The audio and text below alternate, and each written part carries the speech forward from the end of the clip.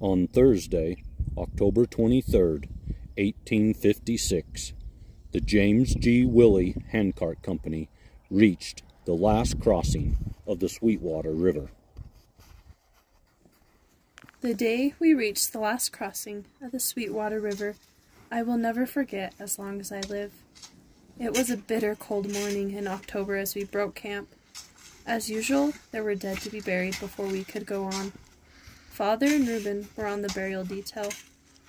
Mother, who was helping to pull the heaviest cart, had stayed behind until they could finish their sad work. After a short service, we, with my cart, ran ahead to catch the rest of the company, and Mother and Reuben started to follow.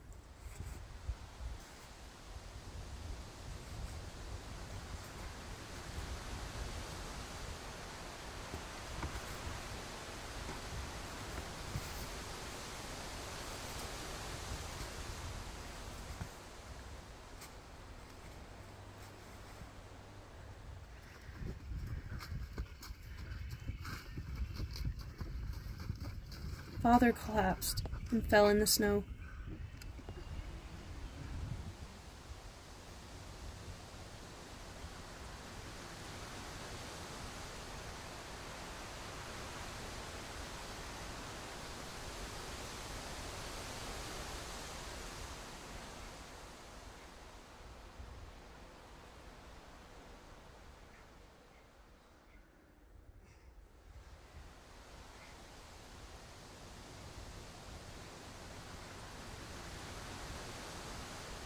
He tried 2 or 3 times to get up with Mother's help. Then, finally, he asked her to go on, and when he felt rested, he would come on later. Mother knew in her heart that he had given out, but perhaps, she said, in a few minutes, with some rest, he could come on.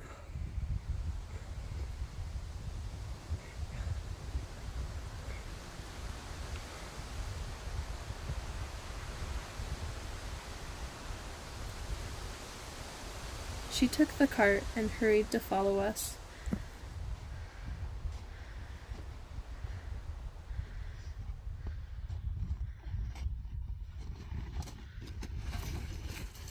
We did not know the distance to the camp, but supposed it to be 3 or 4 miles. After consulting about it, we resolved that someone go on foot to the camp to inform the captain of our situation.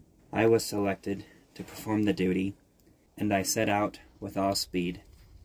I had not gone far when I saw someone sitting by the roadside. I stopped to see who it was, and discovered the old man James and his little boy. The poor old man was quite worn out.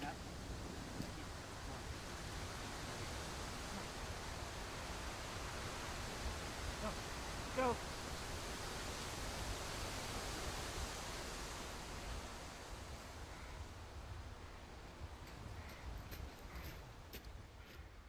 Come on. I got him to his feet and had him lean on me, and he walked a little distance, not very far. I partly dragged, partly carried him a short distance further, but he was quite helpless, and my strength failed me.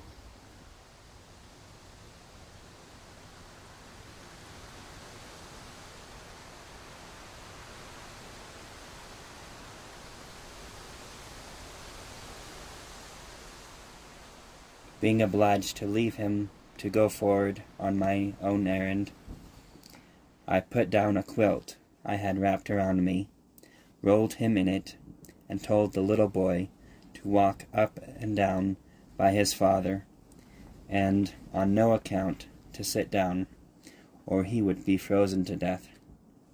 I told him to watch for teams that would come back, and to hail them when they came.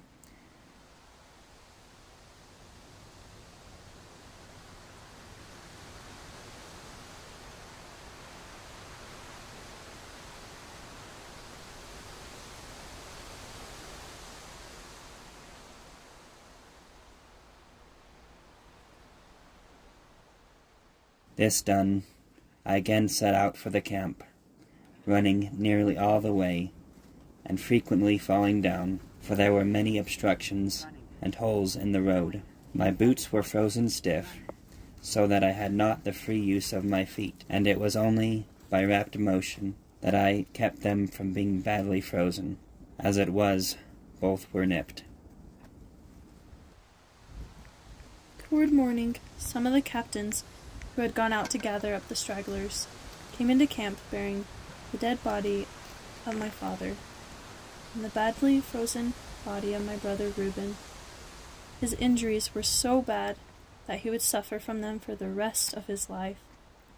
When morning came, father's body, along with others who had died during the night, were buried in a deep hole. Brush was thrown in, and then dirt. A fire was built over the grave to kill the scent, to keep the wolves from digging up the remains.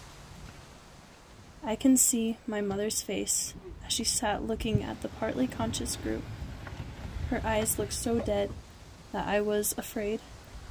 She didn't sit long, however, for my mother was never one to cry. When it was time to move out, Mother had her family ready to go. She put her invalid son in the cart with her baby, and we joined the train. Our mother was a strong woman, and she would see us through anything. William, age 48, Jane, age 41, Sarah, age 20, Emma, age 16, Reuben, age 15, Mary, age 13, Martha, age 9, George, age 7, John, age 4, Jane died at sea 9 months.